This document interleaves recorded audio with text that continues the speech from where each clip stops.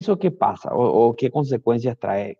Trae como consecuencia que la persona cuando cumple una cierta edad ya tiene acumuladas varias lesiones a nivel de la columna, que muchas veces pueden comprimir a nivel lumbar algunos de estas raíces nerviosas, algunos de estos nervios, y pueden producir dolor, dolor en el miembro inferior, dolor en la espalda baja, ¿verdad? Y eso es lo que solemos conocer como lumbalgias, ¿sí? Dolores a nivel lumbar y dolores que terminan proyectándose a nivel del miembro inferior, que es bastante prevenible si uno aprende a cómo eh, pararse bien. Y no solamente eso, tenemos que tener fuerza a nivel de los músculos de la espalda para mejorar la postura, ¿sí? Tenemos que de manera, digamos, periódica hacer ejercicios que fortalezcan la espalda baja, ¿sí? No necesariamente ir al gimnasio, pero si ustedes ven en YouTube hay varios videos donde nos enseñan a fortalecer la espalda baja, que son bastante interesantes y sirven para prevenir también esos problemas, ¿verdad? Para tener una mejor postura, porque al fortalecer los músculos de la espalda baja, la columna o hacemos menos esfuerzo para mantenernos erguidos, ¿sí? Entonces eso, y también aprender a levantar el peso, aprender a, a realizar las acciones cualquiera sean de una forma más ergonómica, ¿verdad? Para evitar esos problemas en la edad adulta, o sea, cuando seamos un poco más viejos. Bueno, vamos a hablar un poquito del plexo lumbar. Bueno, el plexo lumbar está formado por las ramas anteriores de los tres primeros nervios lumbares y una parte del cuarto. Entonces tiene fibras, ¿verdad? L1, L2, L3 y L4, que van uniéndose, van combinándose, van formando ramas, ¿sí? Y van a contribuir a dar la inervación motora y a dar la inervación sensitiva del miembro inferior. ¿Cuáles son las ramas colaterales? Tenemos el nervio ilio-hipogástrico y el nervio ilio-inguinal, ¿sí? Que también se llaman abdómino genital mayor y abdómino genital menor. También dan ramas pequeñas, ramas cortas, para los músculos intertransversos y para el psoas mayor y para el cuadrado lumbar. ¿Sí? Los músculos intertransversos son músculos que se encuentran insertados entre las apófisis transversas.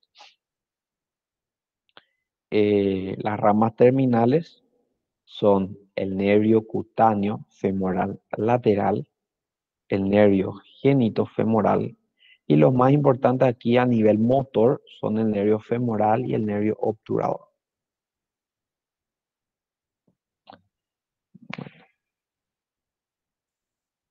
Tenemos entonces el L1, ¿verdad?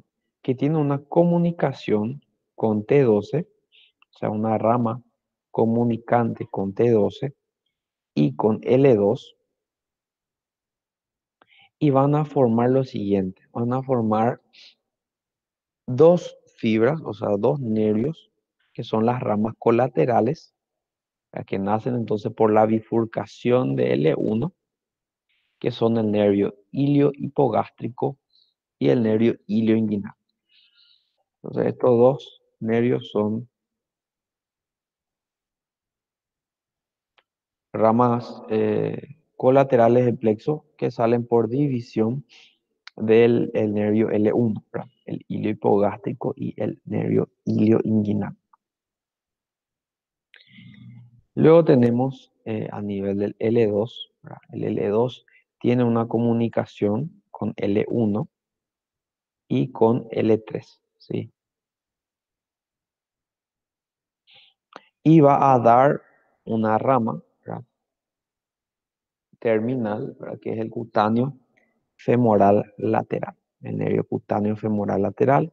Está formado por fibras de L2 y también de L3, ¿sí? Y también va a dar una rama que es el nervio genitofemoral, que está dado básicamente por las fibras de L1 y L2, por la unión, nervio genitofemoral. Entonces tenemos nervio cutáneo femoral lateral y nervio genitofemoral. El L3 se comunica con L2, como vimos acá, una comunicación, y va a dar un ramo de origen, ¿sí? Para el nervio obturador, que también el L2 contribuye a dar, ¿sí? Entonces el L2 y el L3 y el L4 ayudan a conformar el nervio obturador. Bueno, y da el ramo de origen también L3 para el nervio femoral. Entonces el L3 da también un ramo de origen para el nervio femoral que también está dado por fibras del L2 y también por fibras del L4, ¿sí? Por último, hablando del L4, el nervio lumbar 4, su rama anterior, envía una rama para el nervio femoral, para conformar el nervio femoral, y envía también una rama para formar el nervio obturador, ¿sí? Obturador. Y lo más importante aquí, el L4 envía una fibra que se une al L5 y estos dos juntos forman un tronco que se llama tronco lumbosacro, ¿sí? Tronco lumbosacro. El tronco lumbosacro ayuda a formar el plexo sacro y contribuyen a la formación del nervio ciático, ¿sí? El nervio ciático. Entonces, ¿qué pasa? Normalmente cuando nosotros nos lesionamos la columna lumbar, van a ver que el paciente consulta con ustedes por dolor en la espalda baja y normalmente les va a decir también la persona que su dolor corre o que se extiende también por la parte posterior del muslo, ¿sí? En el muslo, en las costas, por la parte posterior se extiende su dolor y acompaña, ¿verdad? Al trayecto, ese dolor acompaña muchas veces al trayecto del nervio ciático, ¿sí? El nervio ciático. Entonces, esas fibras del nervio ciático están enviando dolor. ¿Por qué? Porque están, probablemente, estos son los nervios lumbares que más se ven comprimidos o se lesionan con una lesión de la columna, el L4 y el L5. Entonces, por eso es que la compresión de estos nervios es que genera ese dolor y que se irradia en el trayecto del nervio ciático. ¿Por qué? Porque estos forman el tronco lumbosacro y ayudan a conformar también el nervio ciático. Y por eso es también que eso es uno de los síntomas principales porque son estos los nervios que más frecuentemente se comprimen, ¿sí? Cuando hay alguna lesión del disco intervertebral o un daño en la columna lumbar, son estos los nervios L4 y L5 los que más frecuentemente van a sufrir, ¿verdad?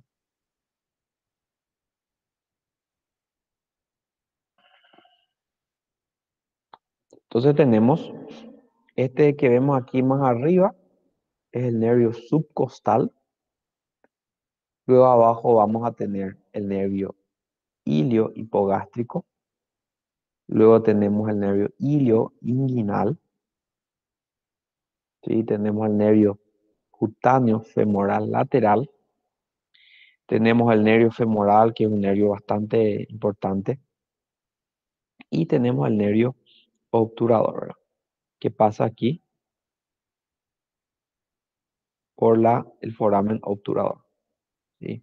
Y este que vemos aquí es el nervio genitofemoral, ¿verdad? Que se divide en dos ramas más o menos a nivel del ligamento inguinal. Entonces es así. El nervio femoral es la rama más voluminosa del plexo lumbar. Entonces tenemos el subcostal, ¿verdad? Que no es rama del plexo lumbar. Tenemos las dos ramas colaterales que nacen por división del L1, que son el nervio iliohipogástrico, el nervio ilioinguinal, que se encuentran o que salen, emergen lateral al psoas, ven cómo emergen lateral al psoas, y se ubican detrás del riñón que tendría que estar en esta parte, y también por delante del músculo cuadrado lumbar, que es este, que vemos aquí. Luego tienen un trayecto intramuscular, o sea, se suelen ubicar entre el medio del transverso y el oblicuo interno, ¿verdad? Y llegan hasta la región inguinal, la región genital. El nervio cutáneo femoral lateral emerge también lateral al psoas, ¿sí? Pasa por delante del ilíaco, o sea, está apoyado al ilíaco. Se ubica acá en la laguna muscular del anillo femoral y atraviesa la fascia superficial del muslo, la fascia cribiforme. Va a atravesar y va a terminar en la región del muslo.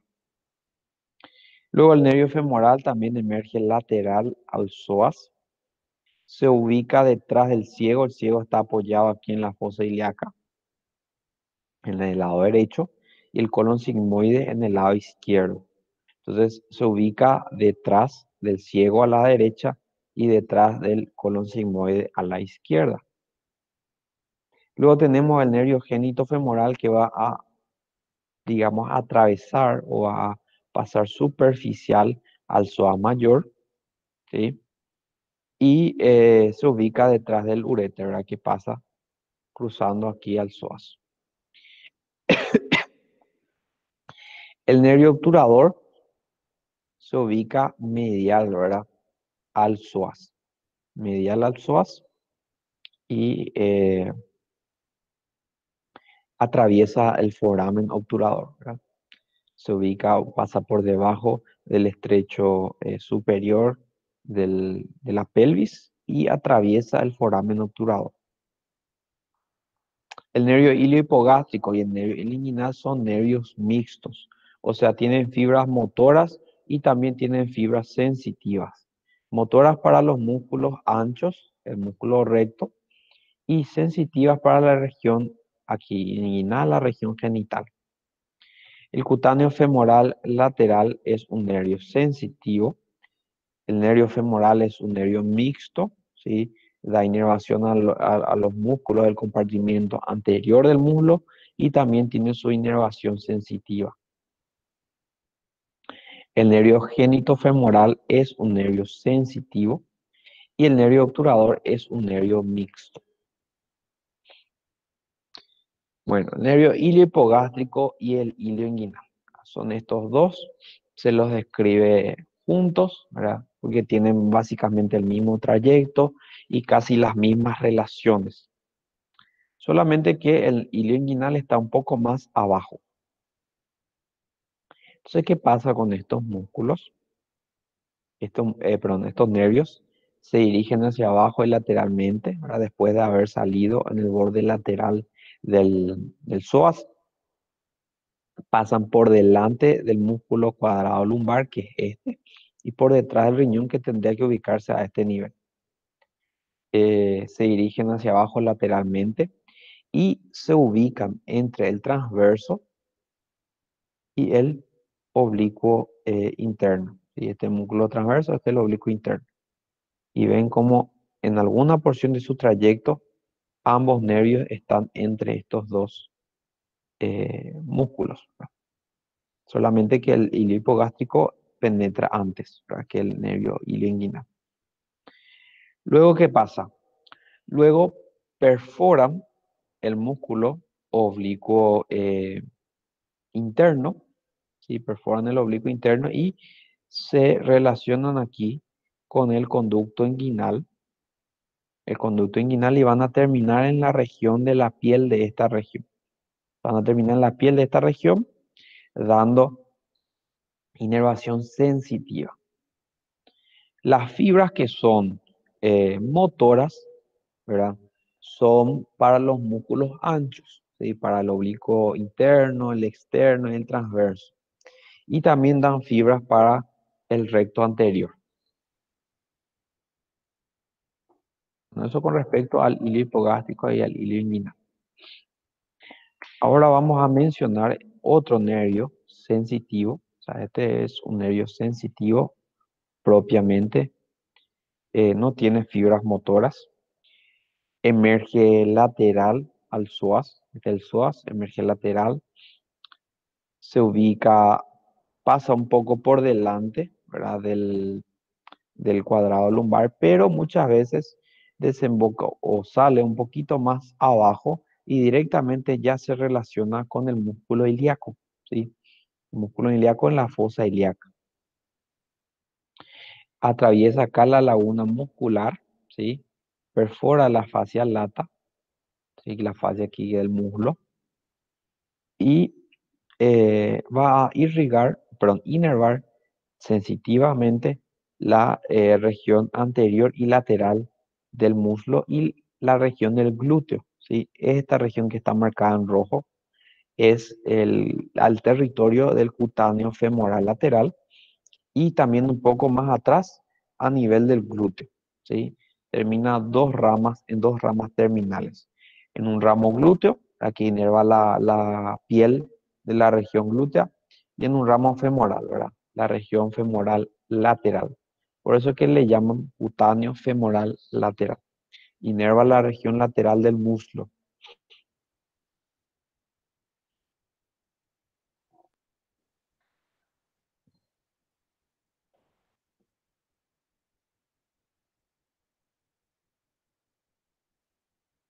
Dice Elcio que su internet está cayendo. Si por favor el delegado o el vicedelegado, si podría anotar su nombre y adjuntarlo al final de la clase, cuando empecemos a llamar lista. Hasta acá estamos entendiendo.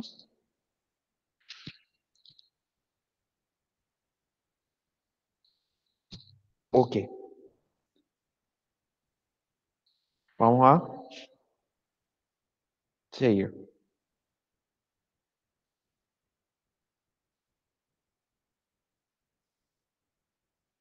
Luego tenemos el génito femoral. Y el génito femoral es un nervio sensitivo que va a emerger por la cara superficial, y emerge por la cara superficial del psoas mayor, la cara anterior del psoas mayor, y termina aquí por encima del ligamento inguinal, dando ramas terminales, ¿sí? Una rama genital que va a penetrar aquí en el conducto inguinal y va a terminar en la piel del escroto, de los labios mayores, ¿sí? Y una rama femoral, por eso es génito femoral, que atraviesa la laguna vascular lateral a la arteria femoral y termina inervando la región anterior del muslo, ¿sí? O sea, más o menos tendría este territorio, ¿sí? Acá nomás nos muestra el femoral que está ocupando un territorio mucho más grande, pero esta región, ¿verdad? De la parte donde está color piel y un poquito más abajo inclusive, y en la región genital está inervado por el nervio genitofemoral. Ahora hablar un poquito del nervio femoral. El nervio femoral es un nervio importante porque tiene fibras motoras muy importantes que inervan sobre todo a los músculos del compartimiento anterior del muslo. Y también tienen fibras sensitivas que van a inervar gran parte del miembro inferior, ¿sí? Gran parte del muslo y gran parte de la pierna, ¿sí? Entonces es bastante importante el nervio femoral. Es un nervio mixto, tiene fibras del L2, L3 y L4. ¿Sí? Va a emerger también en el borde lateral del músculo psoas mayor, que es aquí. Pasa a nivel de la laguna muscular, ¿sí? Junto con el iliopsoas. Y a nivel del triángulo de Scarpa, habíamos visto que se dividía en sus ramas terminales. Daba una serie de ramas terminales, terminaba justamente dividiéndose en varias ramas. Y va a inervar a los músculos del compartimiento anterior del muslo y también a la piel de la cara anteromedial de la pierna y del muslo. Todo esto. ¿Cuáles son las ramas colaterales? Tenemos un nervio que es el nervio del iliopsoas, ¿verdad? Que es para el músculo iliopsoas. Tenemos el nervio de la arteria femoral, o sea, un nervio que va a distribuirse alrededor de la arteria femoral que recibe fibras simpáticas y van a dar básicamente una inervación autónoma, ¿sí? Para cambiar o disminuir el calibre de la arteria, ¿verdad? Más bien de sus ramas. El nervio del pectíneo, que es para inervar este músculo, el músculo pectíneo, y las ramas terminales, ¿verdad? Que son estas. El nervio cutáneo anterior medial, o el nervio también que llamamos músculo cutáneo interno, que va a ir al pectíneo y al aductor largo, ¿sí? Al pectíneo y el aductor largo, que aquí está cortado. Eh, Tenemos también el nervio o el ramo cutáneo anterior lateral, ¿sí? Que va a ir a insertarse a nivel del sartorio, ¿sí? El sartorio que es el músculo que pasa o que cruza a la región anterior del muslo, ¿verdad? Que correspondería a este. Y también a la piel de esa región, ¿verdad? El nervio accesorio del safeno es un nervio sensitivo eh, que va a recorrer la parte anteromedial. Tiene casi el mismo trayecto que el nervio safeno, solamente que el nervio safeno accesorio se encuentra un poco más lateral y va a inervar la piel de esa región, ¿verdad? Es más bien sensitivo. Y termina el nervio safeno accesorio a nivel medial, a la cara medial de la piel de la rodilla. El nervio del cuádriceps son básicamente una serie de fibras que van a inervar al vasto medial, al vasto lateral, al recto interno, al vasto intermedio. Y el nervio del safeno es el que va a acompañar, ¿verdad? Primero al paquete vasculonervioso del miembro y luego acompaña a la arteria descendente de la rodilla y va a perforar, ¿verdad? El tabique vasto aductorio y va a acompañar posteriormente a la vena safena magna hasta el tobillo. Entonces es un nervio sensitivo que se va a encargar de recorrer la cara medial de la pierna, ¿sí? Y que le va a dar la inervación sensitiva a la cara medial de la pierna, el nervio safeno.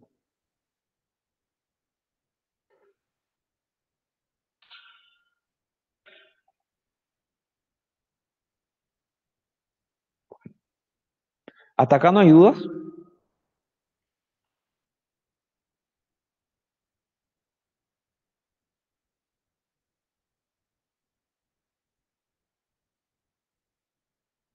¿Qué dudas tenés, Luis?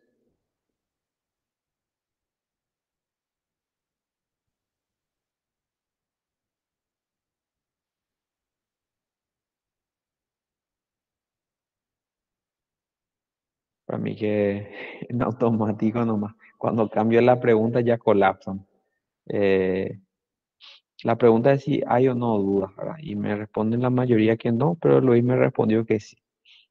Pero a lo mejor se confundió. Ah, sí, al nervio ciático, sí. ¿Qué pasó, Luis?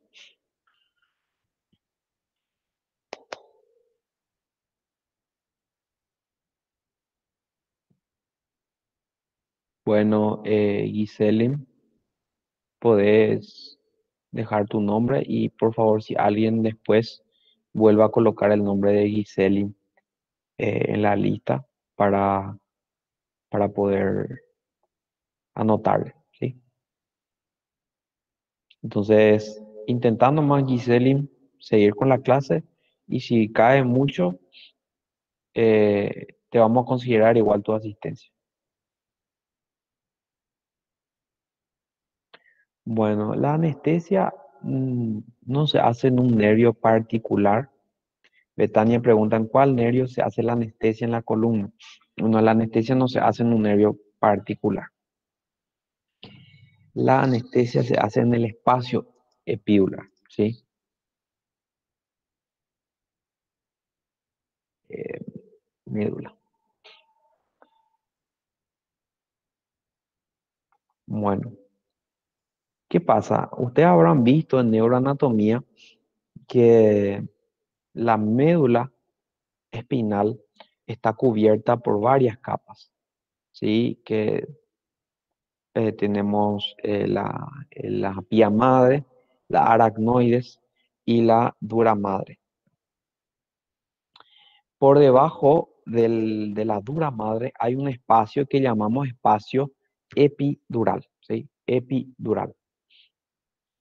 Entonces, cuando se hace la anestesia raquídea, lo que se hace es, se perfora o se mete la aguja, ¿verdad? Para enviar la anestesia al espacio epidural, al espacio epidural. Entonces, nosotros al enviar en ese espacio vamos a paralizar las fibras que salen de la médula espinal, ¿sí? Le quitamos su conducción nerviosa. Entonces, es una anestesia local prácticamente, pero que se hace a nivel de ese espacio para abarcar más nervios. Y generalmente se hace a nivel del E4 y el E5 se practica, o a nivel del E3 y el E4, pero más bien a nivel del E3 y, perdón, el E4 y el E5 se hace la punción, ¿verdad? Se pone una aguja y lo que se hace es llegar a este espacio, al espacio epidural, y generalmente se hace a nivel inferior. ¿Por qué? Porque aquí nada más ya tenemos la cauda equina, ¿sí? La rama, o sea, ya las ramas terminales de la médula.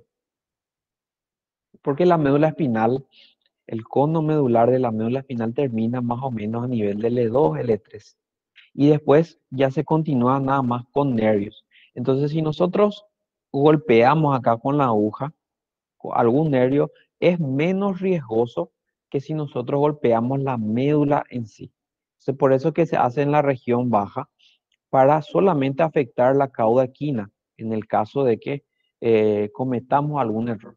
Y lo que queremos hacer es meter la anestesia en el espacio epidural para paralizar a los nervios que salen de ahí. Entonces, generalmente paraliza lo que es parte inferior del diafragma para abajo, todo lo que es abdomen y miembros inferiores.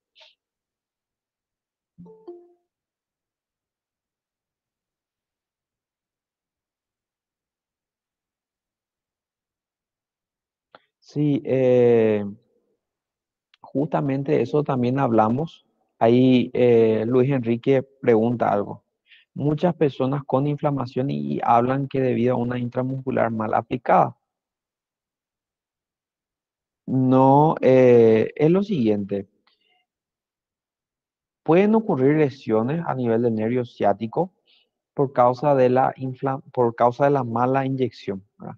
Por eso es que siempre cuando yo les había hablado cuando hablamos de venas, que teníamos que trazar a nivel de la región glútea una cruz, ¿verdad? Y la porción que estaba supero externa, o sea, la que estaba hacia afuera y superior, ahí teníamos que aplicar la inyección, ¿verdad? ¿Qué pasa? Algunas personas lo que hacen es aplicar en una porción más interna y pueden lesionar el nervio ciático, pero no es tan común, ¿verdad? Pero el dolor, ¿verdad?, que aparece a ese nivel después de una inyección intramuscular puede ser debido al fármaco. Muchos fármacos precipitan a nivel de músculo, o cristalizan o lo que sea, y pueden producir una inflamación local a nivel de la región glútea. Y otra causa de inflamación o de lesión a ese nivel justamente son las compresiones nerviosas, las compresiones o pinzamientos nerviosos que ocurren a nivel de los espacios intervertebrales que presionan los nervios L4, L5, generalmente en personas que hacen eh, actividad física pesada. Van a ver esos camioneros o albañiles, pedreros que usted le dicen, suelen presentar esos problemas con el correr del tiempo. Vienen, te dicen que tienen un dolor muy fuerte en la espalda baja, que se prolonga por el trayecto del nervio ciático y que les duele mucho, tienen también trastornos en la sensibilidad y le preguntas vos, ¿en qué trabajas? No, y yo soy albañil, yo soy pedrero, hace 20 años que trabajo con eso. ¿Y alzas cosas pesadas? Sí, alzo cosas pesadas. Y normalmente alza de mala manera. Tiene una mala... Por eso es que es importante, existen cursos, acá en Sudamérica no, pero en otros países, en países de Europa, existen cursos para hacer, inclusive hasta para ser pedrero. ¿Por qué? Porque te enseñan a cómo hacer las cosas de manera ergonómica y que no hayan lesiones a nivel de la columna. Entonces, es eso, eh, Luis Enrique, ¿verdad? Que puede ser por el fármaco mismo, que produce una inflamación ahí en el músculo, o puede ser también por una lesión que ya tenía el paciente, ¿verdad? Por de repente el paciente que hace mucho esfuerzo, o para ese tipo de, para lesiones que tienen, o sea, para pacientes que tienen pinzamientos a nivel del nervio, de los nervios lumbares, es un tratamiento fisioterapia, o sea, hacer fisioterapia. O sea, para el dolor usamos analgesia, ¿sí? Analgesia y ayudamos con compresas calientes. Existen esas bolsas que son antiguas, ¿verdad? Que uno puede cargar agua, ¿verdad?, caliente y puede aplicar en la zona de la espalda baja. ¿Qué hace eso? Disminuye, relaja el músculo, disminuye la contractura y entonces disminuye la compresión de ese nervio. Entonces, uno de ellos es eso, ¿verdad? Analgesia y compresas calientes para mejorar el dolor. Pero cuando no tenemos, o sea, no vamos a tratar el problema solamente tratando el dolor, tenemos que mejorar porque el paciente no puede vivir consumiendo analgésicos, a pesar que muchos viven así, ¿verdad? Eh, tenemos que fortalecer los músculos de la espalda, ¿sí? Hacer ejercicios de estiramiento de la espalda y también ejercicios de fortalecimiento de la espalda. Y hay que descartar también de que pueda haber una hernia de disco, que es en el espacio intervertebral hay un disco, ¿verdad? Un disco cartilaginoso, un fibrocartílago, que muchas veces se aplasta y sale, se hernia. Y eso puede comprimir también la cauda equina, o sea, la cola de caballo. Y muchas veces puede dejarle al paciente sin poder caminar, en casos más graves. Pero es así, analgesia, agua caliente, o sea, fomento de agua caliente. También se puede hacer ejercicio, fortalecimiento con fisioterapia, sí, sobre todo, ¿verdad? Y a veces es eficaz, a veces no es eficaz, pero el paciente también tiene que mejorar su postura. A veces puede, en el proceso donde todavía no tiene fortalecimiento al músculo, puede usar algunas fajas, ¿sí? Unas fajas de soporte, ¿verdad? Para tener ese soporte a nivel del abdomen, o sea, de la espalda. Y de que hecho que eso es muy utilizado por las personas que van al gimnasio, esa faja, para levantar peso. Pero lo ideal es que la espalda tenga la fuerza para sostener sin necesidad de esa faja. Pero esa faja puede ayudar al inicio, ¿verdad? Bueno, nervio obturador. El nervio obturador es un nervio mixto, sale de la cara medial del psoas, o sea, emerge a nivel de la cara medial del psoas, penetra en la pelvis menor a través del estrecho superior de la pelvis y atraviesa el foramen obturador, o sea, perfora esa membrana obturatriz y atraviesa el foramen o el agujero obturador y se distribuye en el compartimiento medial, ¿verdad?, del músculo, entre los músculos aductores.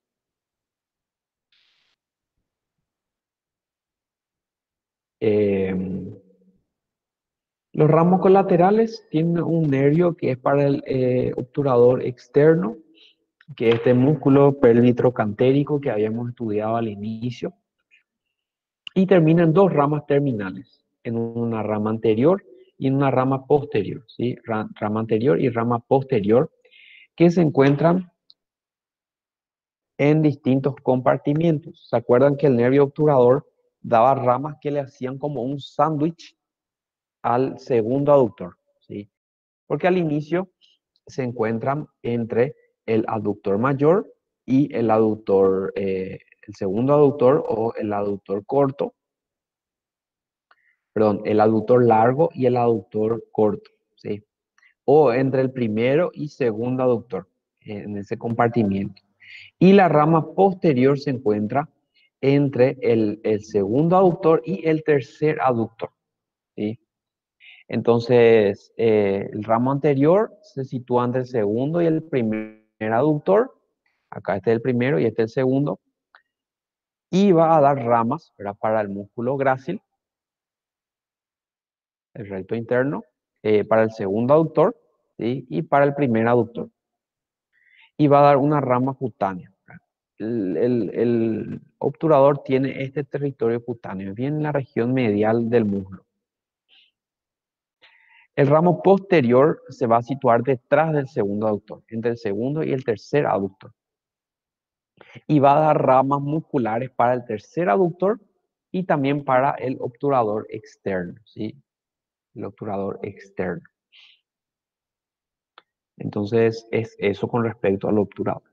Y ahora vamos a hablar del plexo sacro. El plexo sacro va a inervar toda la región posterior, la región glútea y la región posterior del muslo y también zonas de la pierna, ¿verdad? Mediante ramas que deja, ¿verdad? La rama el nervio peroneo, ¿verdad?, que sale el ciático y el tibial, ¿verdad?, que van a inervar también la parte posterior y lateral de la pierna, inclusive la parte anterior de la pierna. O sea, tiene un territorio bastante amplio. Está formado por el tronco lumbosacro, eso es lo que les dije. El L4 y el L5 forman un tronco, ¿verdad?, que es el tronco lumbosacro, que ayuda a formar el plexo sacro. Y los tres primeros nervios sacros, el S1, el S2 y el S3. Bueno, ¿cuáles son los componentes? Entonces tenemos el tronco lumbosacro, que está conformado por la rama L4 y la rama L5. Y los nervios sacros, ahora los tres primeros sacros. El S1, ¿verdad?, va a recibir al tronco lumbosacro y junto con el S2 va a formar el nervio ciático. Por eso es que el tronco lumbosacro, el L4 y el L5, al lesionarse o al comprimirse, ¿verdad?, vamos a tener que se afecta o que sentimos que el dolor sigue el trayecto del nervio ciático. El S2, ¿verdad?, se une con el S1, el S2 se une con el S1 y da un ramo vertical para S3, ¿sí? Y el S3 va a recibir ese ramo vertical, ¿sí? Va a recibir ese ramo vertical y con el S2, ¿verdad?, va a formar el nervio pudendo, ¿sí? Este sería el nervio pudendo. Bueno, ¿Cuáles son las ramas colaterales? Son las ramas para los nervios pelvitrocantéricos. ¿Sí? Tenemos nervio glúteo superior, tenemos nervio del piriforme, tenemos nervio obturador interno, tenemos el nervio del cuadrado femoral, tenemos el nervio glúteo inferior y el cutáneo femoral posterior, que es un nervio cutáneo. ¿Y cuál es la rama terminal? Es el nervio ciático, ¿sí? O le llamamos también ciático mayor. El nervio ciático es un nervio mixto, ¿verdad? Tiene ramas sensitivas y ramas motoras. Por eso es que también pueden tener trastornos no solamente motores, sino también sensitivos. Sienten hormigueo. A veces esos pacientes que tienen lesionado el L4, L5, suelen sentir también a veces eso, hormigueo. Todo en el trayecto del nervio ciático. La arteria glútea superior va a pasar entre el tronco lumbosacro y la S1, ¿sí? Y la arteria glútea inferior, que son ramas de la ilíaca interna, ¿verdad? Pasa entre S2 y S3. Y este nervio ciático, entonces está formado por ramas del tronco lumbosacro, el S1, el S2 y el S3. Es el nervio más voluminoso del cuerpo. Sale por la escotadura ciática mayor y por debajo del músculo piriforme. Desciende verticalmente en la parte posterior del muslo hasta el vértice de la fosa poplítea. O sea, se encuentra en la parte posterior del muslo, desciende verticalmente hasta el vértice, ¿verdad? Este es el vértice de la fosa poplítea, donde va a dar dos ramas terminales. La rama tibial, o el nervio tibial, y el nervio peroneo común, ¿sí? El nervio peroneo común. ¿Cuáles son sus ramas colaterales? Son ramas que van a inervar los músculos del compartimiento posterior. El nervio bíceps femoral,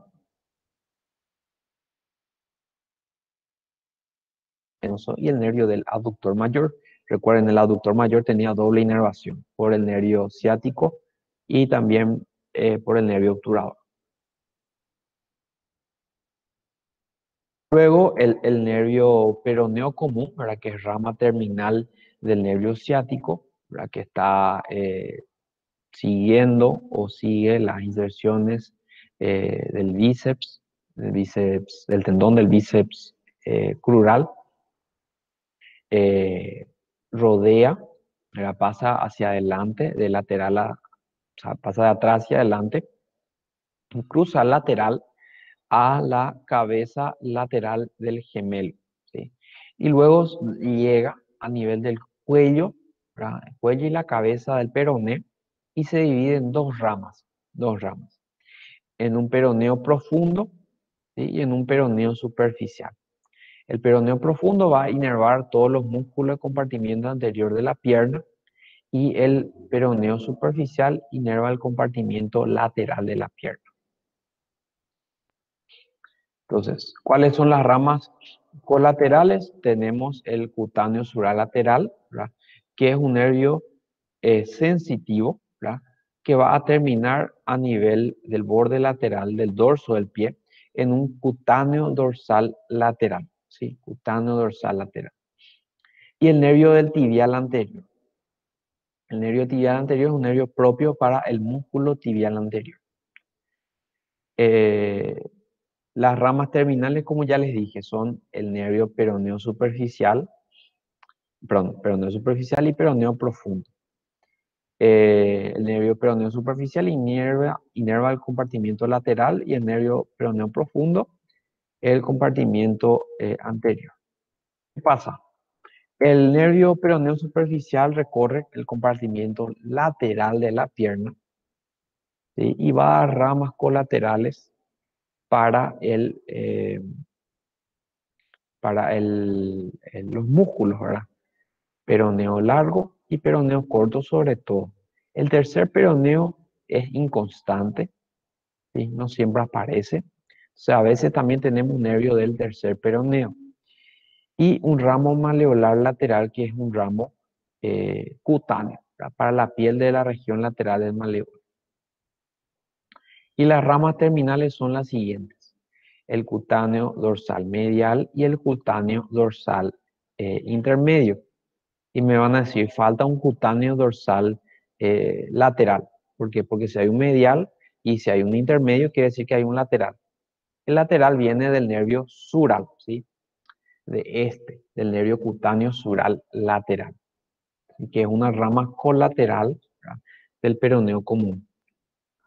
Y ese es el que va a terminar más lateral aquí, formando el nervio cutáneo dorsal lateral, ¿verdad?, que son nervios cutáneos que van a inervar el dorso del pie, ¿sí?, la región dorsal del pie.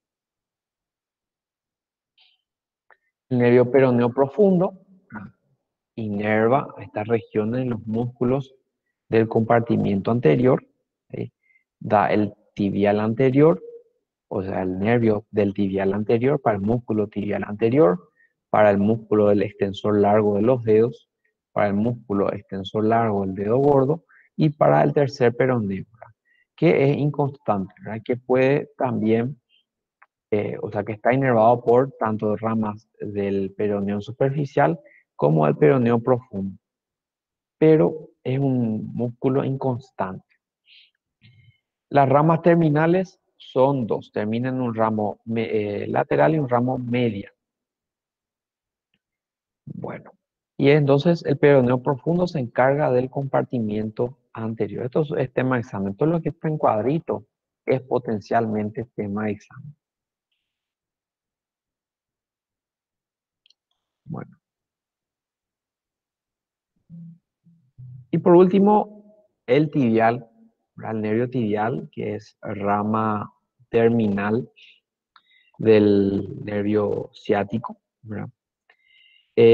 También se le llama ciático popliteo interno, porque el peroneo común es ciático popliteo externo, pero eso no hace falta que sepan. Sepan que sí, es rama terminal del nervio ciático a nivel de la fosa poplitea. Desciende el elemento más lateral y más superficial de la fosa poplitea. Desciende posterior, ¿verdad?, en el compartimiento posterior de la pierna, está por delante de las inserciones del músculo sóleo y se ubica después detrás del tibial posterior, del flexor largo de los dedos y flexor largo del dedo gordo. Luego desciende y pasa posterior al canal retromaleolar medial, ¿sí? Se encuentra también en el canal del tarso y va a dar ramas terminales, dos ramas terminales. Un nervio plantar lateral y un nervio plantar medial. Así como la arteria tibial posterior también daba un nervio, una arteria plantar lateral y una arteria plantar medial, así también el nervio tibial se divide en esas dos ramas y que va a dar inervación sensitiva a la planta del pie, a la planta del pie. Y da ramas colaterales motoras, ¿sí?, para los músculos. Tenemos entonces el nervio del gemelo lateral, ¿verdad?, para la cabeza lateral del gemelo, el nervio del gemelo medial, ¿sí?, nervio del plantar para el músculo plantar, nervio del popliteo para el músculo popliteo, nervio del sóleo para el músculo sóleo, nervio cutáneo sural medial es un nervio sensitivo, ¿sí?, para la región medial y posterior de la pierna. Nervio tibial del tibial posterior para el músculo tibial posterior, nervio flexor largo de los dedos y nervio del flexor largo del dedo gordo. Da un ramo calcáneo medial para la región sensitiva a este nivel y un ramo cutáneo plantar. Y termina en dos ramas terminales, el nervio plantar medial y el plantar lateral, ¿verdad?, que va a inervar la parte sensitiva de esta porción. Y este es un mapa más o menos de las localizaciones sensitivas, ¿verdad?, de todos estos nervios cutáneos, ¿verdad? Entonces tenemos el génito femoral, ¿verdad?, que es la parte anterior y medial, ¿verdad?, del muslo, un poco más superior, ¿verdad? La región genital está dada por el nervio ilioinguinal y un poco más arriba el nervio iliohipogástrico. El cutáneo femoral lateral inerva aquí el rama terminal del plexo lumbar. inerva la región lateral y anterior del muslo. El nervio femoral, ¿verdad? Da inervación sensitiva a la parte anterior del muslo. Y no solamente eso, envía ramas colaterales también para la porción medial de la pierna, que es el nervio safeno, ¿verdad? El obturador, la cara medial del muslo, inervada, ¿sí? El cutáneo femoral posterior, que es del plexo sacro, da ramas, ¿verdad? Aquí para la porción posterior. O sea, este territorio ciático, llámenle. Porque aquí es donde el paciente te va a decir que siente dolor cuando tiene algún trastorno en los nervios L4, L5 que ayudan a formar el plexo sacro, ¿verdad? Y acompañan el territorio, acompaña el territorio del nervio ciático. Luego tenemos el territorio del peroneo común, ¿sí? Y el cutáneo sural lateral, ¿verdad? Que es la rama colateral de este nervio. El nervio safeno, ¿verdad? Que es la rama del femoral. El peroneo superficial, ¿verdad? Que termina en dos, en cutáneo dorsal medial y cutáneo dorsal intermedio. El cutáneo dorsal lateral era rama del sural lateral. Y luego tenemos el tibial, ¿verdad? Que aquí da una rama sensitiva calcánea. Y los plantares, ¿verdad? Lateral y medial. Entonces, eso es la parte sensitiva.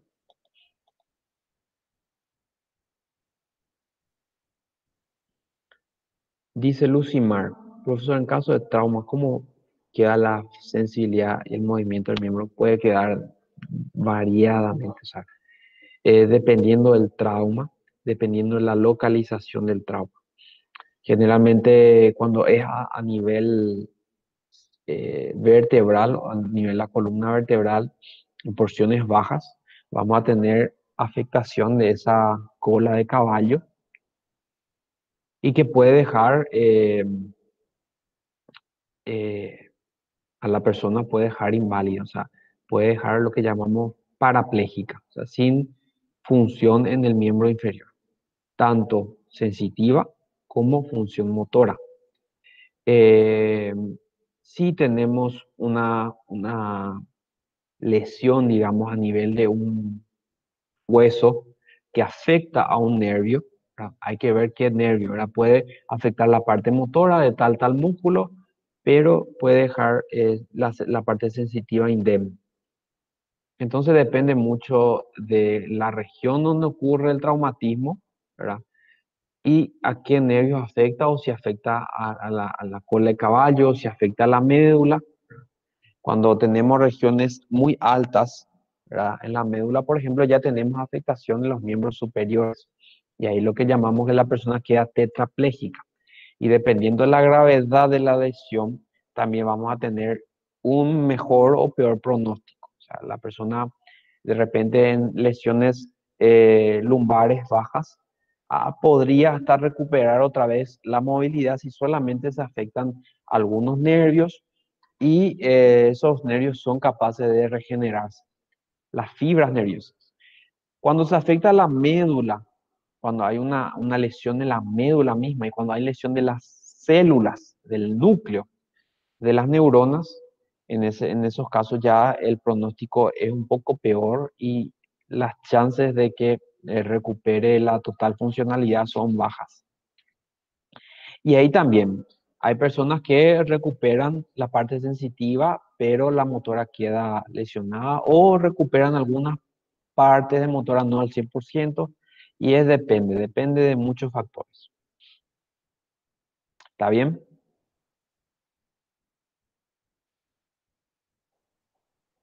Bueno, sí, los nervios periféricos, sí, el nervio periférico, sí, una cosa es la neurona tiene un cuerpo neuronal donde está el núcleo. Ese cuerpo neuronal normalmente está en la médula espinal y envía fibras que son los axones, ¿verdad? Y los axones forman los nervios. En teoría, los nervios tienen capacidad de regeneración, solamente que es una regeneración muy lenta. puede tardar años, ¿verdad? En recuperar la funcionalidad. Entonces, si hay una lesión a nivel del nervio, o sea, de la fibra nerviosa, hay chances de que haya una recuperación, ¿verdad? Con estimulación, con fisioterapia, podemos recuperar, ¿verdad? La función si ese nervio se regenera, que en teoría tiene la capacidad de regenerar. Y también depende de algunos factores, ¿verdad? Esa regeneración, ¿verdad? Dependiendo de dónde fue el corte, si se lesionó mucho tamaño, si una serie de factores más bien histológicas. Pero si lesionamos la médula, y ustedes saben que la médula se divide otra vez en una sustancia blanca y una sustancia gris, la sustancia blanca es donde transitan los axones y la sustancia gris es donde tenemos los cuerpos neuronales.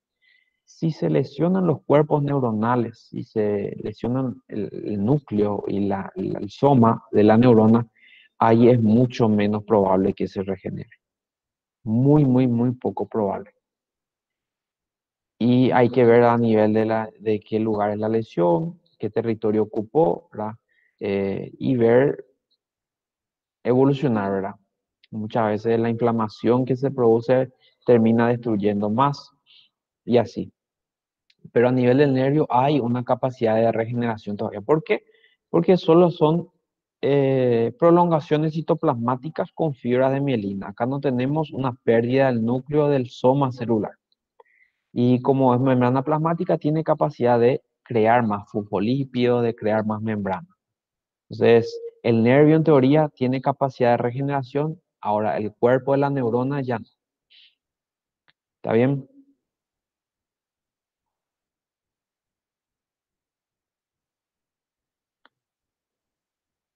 Recto y canal anal. Colon ya no. Colon ya evaluamos. Eh, entonces va a entrar a partir de ahí, va a entrar urinario y va a entrar miembro inferior. Ya Luca tiene todo el contenido, me había mandado una lista hace tiempo y le confirmé ya. Entonces, eso. Entonces, si no hay más ninguna duda, no hay más ninguna pregunta, vamos a dejar la clase por acá. Les agradezco por siempre su participación.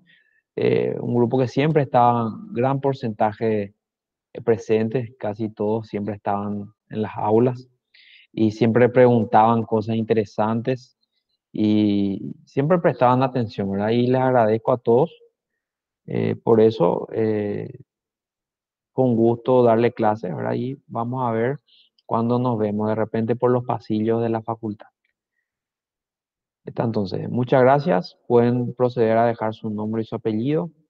Me despido de ustedes y les deseo muy felices vacaciones.